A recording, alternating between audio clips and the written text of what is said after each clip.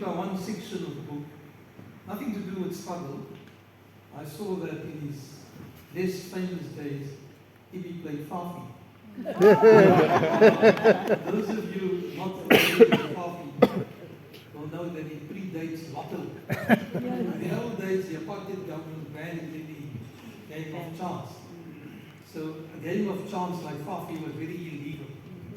And I lived some of my life in the Durban Casper, which Ibi describes.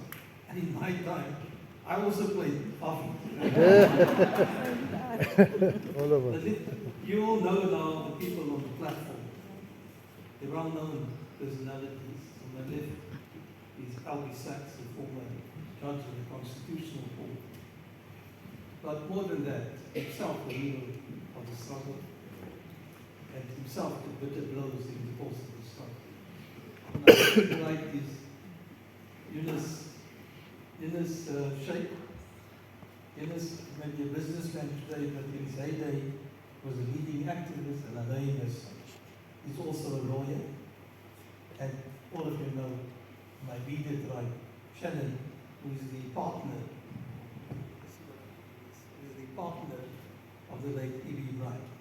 Let's start with Albie. Albie, you've written a very moving tribute to the book. You and Ibi were very good friends, and you describe him as the quiet hero. Could you give us some idea of his personality? Yeah. Can I say just before that, it's better to meet you all at the book launch than the funeral. It's about sad to see the passing of so many of our comrades. It's wonderful to be together again. And it's actually great to be in the Fugard Theatre. So thanks for whoever arranged for us to come here. The theatre itself needs a bit of revival. And it's wonderful to smell samosas. Actually play a role. And Ibi had to save up some money selling samosas at 1 penny each to enable him to go to the Bioscope, which also played a very big role in his youth. I met Ibi in Mozambique, and there's something incredible about him. He doesn't look like a hero. He doesn't talk like a hero. He doesn't move around like a hero. There's nothing important about him at all. I'll speak about him in the present. I remember him as smiling, quietly spoken. I couldn't believe what he'd been through. I couldn't believe it. I couldn't believe that the scars of the things he was subjected to wouldn't come out in his very muscles, in his very being and body. He was just lovely to be with. You felt good with Ibi. There was a kind of coherence, a set of principles, and a very, very quiet courage. That wasn't the Indian Youth Congress tradition that I met. The heroes, boy, the slogans were powerful, and Arnie Desai, and Kathrada, and over here then. And he was from the tradition that people spoke out and were behaving like revolutionaries ought to behave. And he didn't behave like a revolutionary ought to behave. He was gentle, he was kind, he was thoughtful. And I worry, and I mentioned this in the preface, I had great difficulty writing the preface. I worry about this beyond fear, because it's almost inhuman. What he went through, we all had solitary confinement, people made stand on bricks. He had a lot, and he had a kind of super cruelty, something learned by our Swanepoel, trained by the French in Algeria. Very proud of the fact he was trained by the French. And being in that cell with a loud racket day and night, silence and noise, for several days, which never failed. It failed in the case of Ibi. And the part that I found startling is it's too much. We made a mistake in our movement of telling people, never, never, never talk. Because what happened was people were made to stand on a brick for 5 days and they collapsed completely. And the damage that was done was enormous. And I remember when I got to London after my 2 spells in detention, rushing to see Joe Slover and saying, we've got to change. We've got to change the command. It's better to tell people, hold out for 3 days and then talk. Because people held out for 5 days and collapsed completely. Beyond fear is fantastic, but we need fear. We need fear. We need fear to remain human. We need fear. So to the extent that Evie sets that example, that's almost impossible to emulate. It's an example that puts too much strain on people. And it's better you tell the underground movement. Don't assume that our comrades can withstand any amount of torture. Assume that they will talk. You know they will talk. You've got 3 days to bugger off, to hide everything, to move. I think that would be much better. So I say this, it's my biggest tribute to Evie I could possibly give. He stood up in ways that none of us managed to stand up. He retained his equanimity, his gentleness, his principled character, his lack of personal ambition, his lack of swagger, all the way through. And I'm saying it's too much. That today we don't need heroes. We need lots of ordinary people doing wonderful work in combination with each other without stretching themselves to the ultimate. Thank you, Albie. Albie, you've dealt with what my next question. But let me just put it to you more bluntly. How do you explain Evie's determination, absolute determination, not to break under torture, and his enduring conviction that, as you say, and I quote you, enabled him to withstand the unbearable? Part of it was the culture we belonged to. We used to read prison literature. We used to talk amongst ourselves. And it was an intense belief. It was a fight between them and you and your pain, and you and your body. I withstood my first 168 days solitary confinement. It's horrible being locked up in a home. No one expected. I had out-of-body experiences. There were times, if they'd come to me at the right moment, I would have broken. I held out. Fantastic. I ran to the bed, jumped into the water. I looked triumphant. Something had broken inside me. The second time was sleep deprivation. I felt myself breaking. I collapsed on the floor. They poured water on me. And I've had people like Fred Cornish and others who stood for 5 days and then they cracked. They never got over it in their lives later. Evie had that inner determination and something personal that just belonged to him, that other people with the same culture, the same spirit, the same determination weren't able to withstand. It was something quite marvelous and miraculous, but we can't rely on the marvelous and the miraculous. For me, what was so special was he never came out afterwards bragging or boastful or thinking of himself as superior in any way. He just felt that he just done his duty. Thank you, Ronnie. But on a totally different subject, Evie was, in his later life, was extensively involved in mediating conflicts throughout the world, the last 20 years of his life. He was in Sri Lanka, Burundi, Madagascar, Colombia, Nepal, even in Palestine, Bolivia, Myanmar, amongst many other countries. Was it your perception that Evie was a peacemaker and reconciler? You know, that was one of the ironies. He was MK, it's a revolutionary struggle to overthrow the regime using violence because he didn't have the vote. I say I was offered a ballot paper through the prison bars by the sergeant. And so we're a democratic country, he said. Already the vote with his hand through the bars, I said, no, thank you. So it was hard to take up violence. We all pacifists by nature. And I think we were all pleased when we could do work that was for union, not for destruction. It was amazing. I was with him in Sri Lanka, I was with him in Colombia. And he could speak in a very calm way He's a natural mediator, but a mediator not to hide pain or to say, well, let's forget about all the problems. But let's face up to the problems. Let's talk to each other. And he would be there with Ruth Meyer, who's on the other side. And the sight of the two together carried a bigger message because they've been fighting each other, and now they're promoting peace in other countries. That was very, very powerful. And I always felt happy when I knew that because occasionally I was invited to join them on the missions. I'd love to say we succeeded wherever we went.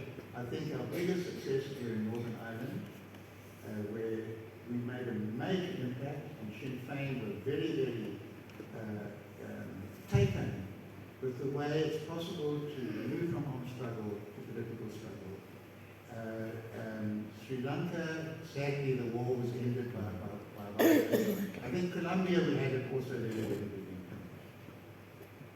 Thank you, Albie. Let's turn to you, Eunice. Eunice, you come from a very common family, common in the southern.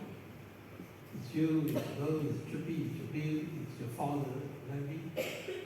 And I understand that one of your members of your unit was Shirish Soni.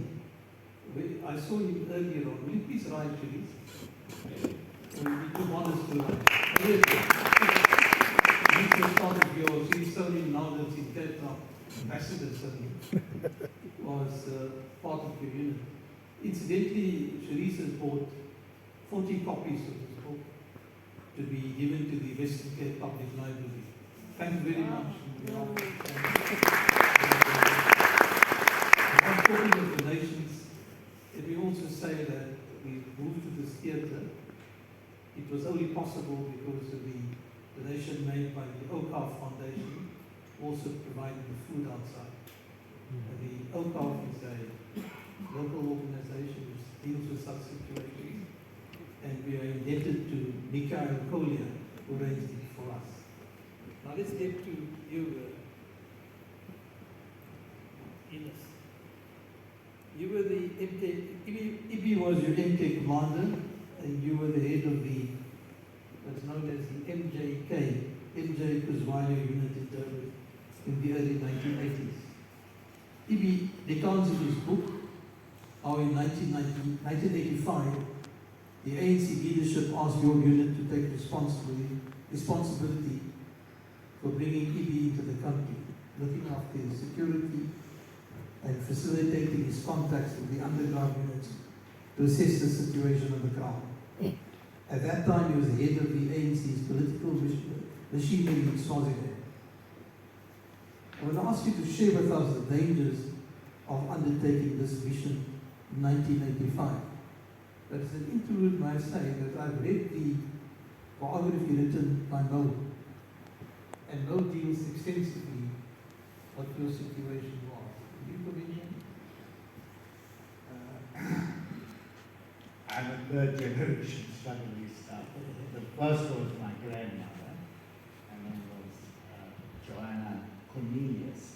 She was an Afrikaner, and she joined, amongst other things, the march with Lillian Ngoyi to Victoria, and she was in the Communist Party.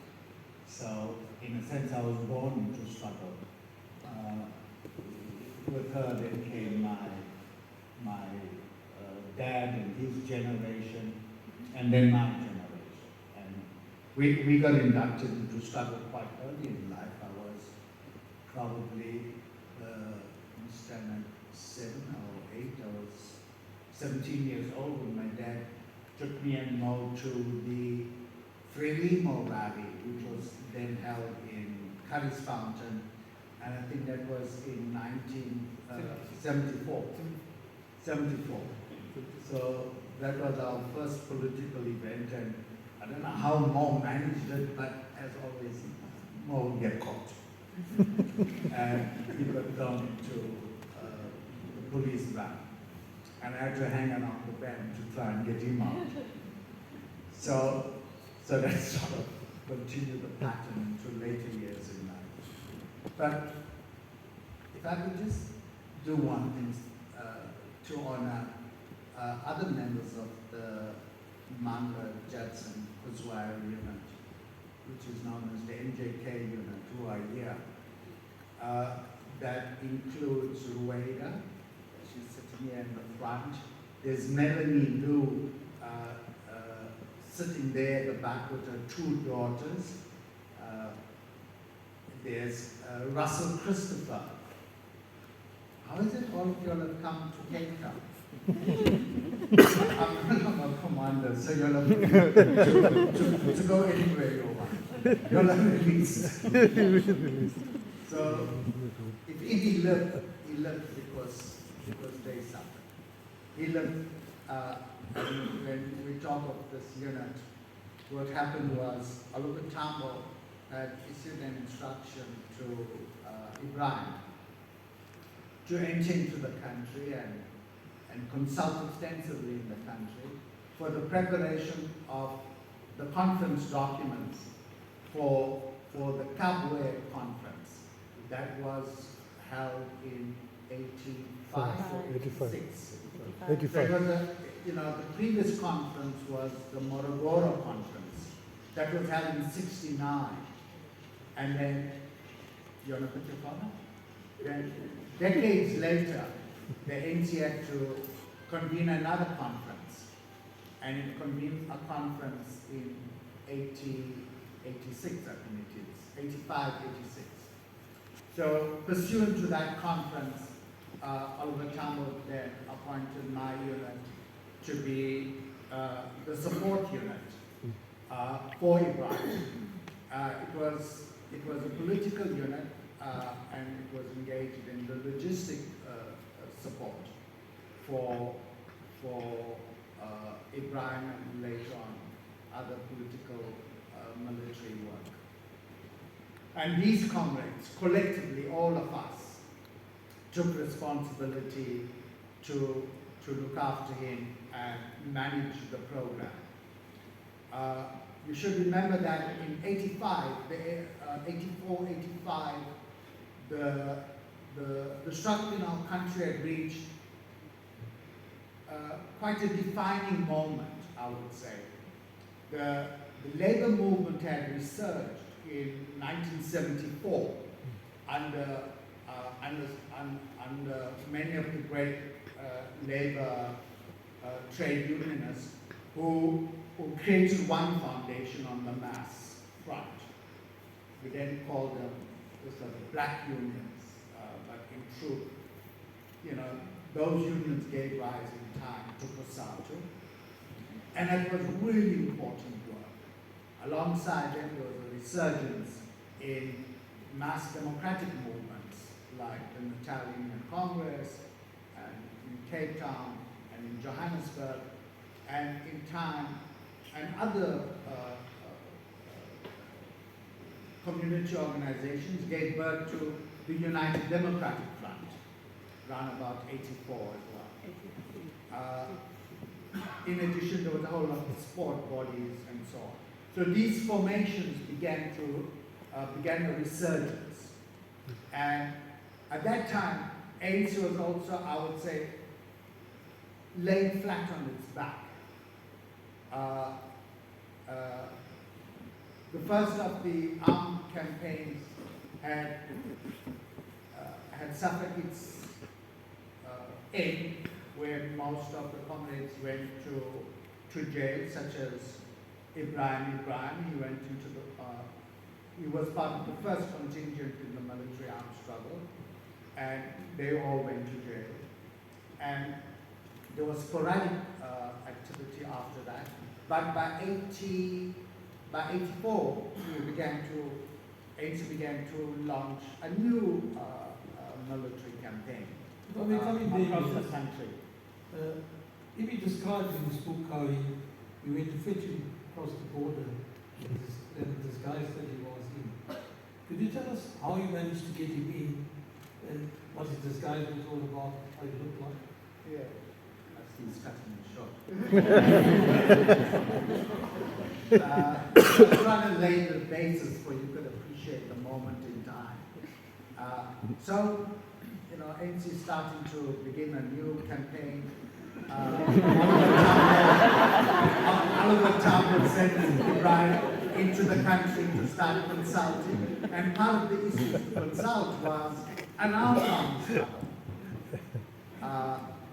And the difficulty now, you remember Ibrahim was on, I think he was on the NEC of the ANC at the time. He was the head of the political military command in the Southern Command, which was based in Maputo, and that's where he interacted with Albi. So at that moment, he was the highest ranking leader of the ANC in the country. So bringing him in itself was its own problem, but trying to take care of the ANC's most senior command was itself difficult. Mantu Shabalala and others helped to dress him up in such a way that neither I could recognize him or his own family could recognize him. He really looked like another Indian shopkeeper, you know, driving with us. And I think it was Sirish and I who went to pick him up at the border. Yes. At some like god-awful place, you know.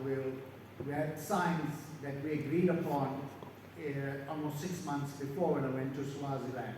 There'll be a Coke can in the road at this point and that point, and you got to watch out for this Coke can or Coke bottle. You know, and the dumbness about doing things at night is, how are you going to find a Coke, 2-liter Coke at like 10 o'clock at night? You know, it's impossible. But anyway, found it.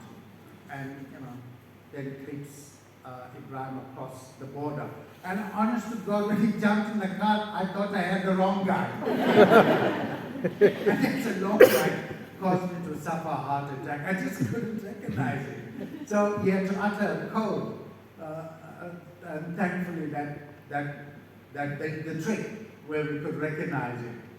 And then we drove home with him. But disguise and all kinds of disguise was very part of underground work at the time. And by that time, the ANC had started to develop an underground throughout the country. And I would say by that time, there was sufficient underground units in the country that could house somebody for a lengthy period of time. So the resurgence in the ANC had begun, and quite significantly so. So ANC could come and consult with a whole lot of people. So that, did I answer the question? He was going to ask you one further question. The reason I'm delaying is because I'm dodging your next question. It's fine, you can dodge any question you wish.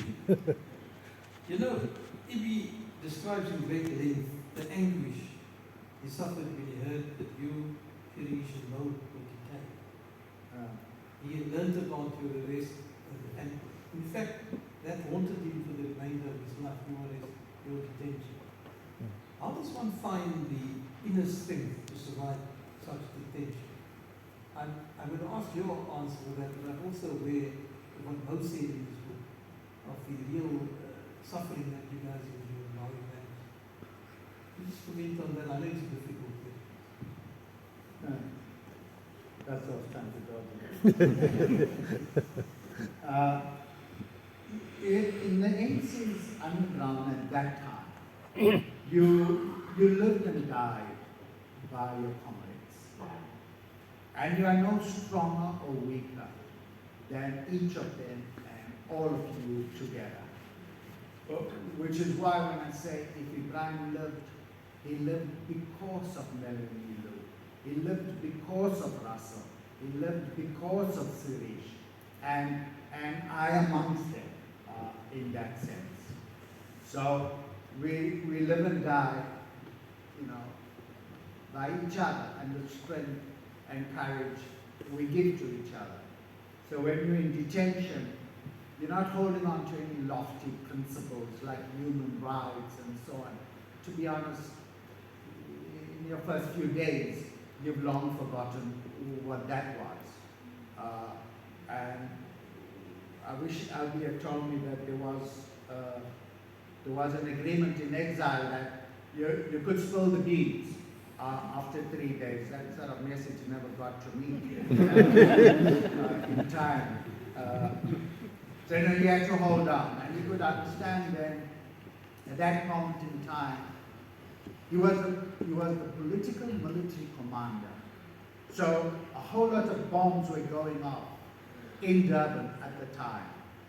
And when he captured, or they became aware that the ANC's senior ranking military commander of the Southern Command, which covers Durban, is in the country and all these bombs are going off. You know, there's a desperateness on their side to capture that commander, to get to discover the units, to get to discover the military campaign. Unfortunately, the challenge fell on this unit to keep him in safety, but surrender its cadre to the ANC, to the security branch, so that we buy time whilst we work out strategies to exfiltrate it. So it fell to me as the unit commander to take the decision to pass him off to another unit, and I passed him off to Praveen Gordon. So just think at the time now, I'm passing it off to Praveen Gordon. My brother Mo is in jail. My brother Sirish is in jail. So is my dad, my brother Shameen, and so on.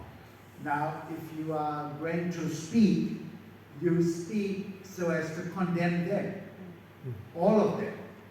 And if you speak, you lead to the capture of Ibrahim. So there was no speak opportunity beyond the pain. And in truth, I tried to throw myself off that building. And lucky for me, the policeman came in just as I was trying to creep through this window to pull me back. So torture in that sense is quite challenging to endure, but you really endure it with your comrades, for your comrades. You can't speak because it results in the capture of Ibrahim. You can't speak because it results in the capture of Melanie, or the brutalization of Sarish, and so on. So you become a family, you become a unit, you become tight. And in that sense, you are able to endure because you live and die for each other. So I would say in the end, it comes down to how strong these bonds are between you. And these bonds between us, we're strong. In many ways, you know, I'm 20 years younger than Ibrahim, but if you read his book, where he grew up, I grew up. The cinemas he went to, I went to. He was in a school next door to my school. So his lawyer, Roli Arenstein, was also my political advisor at times. We were so intricately linked as a people, as a society, as comrades. We go back generations, and our bonds with each other were long and wide and deep. So in that sense, I would say, collectively, all these things put together, you discover yourself. Thank you, Eunice.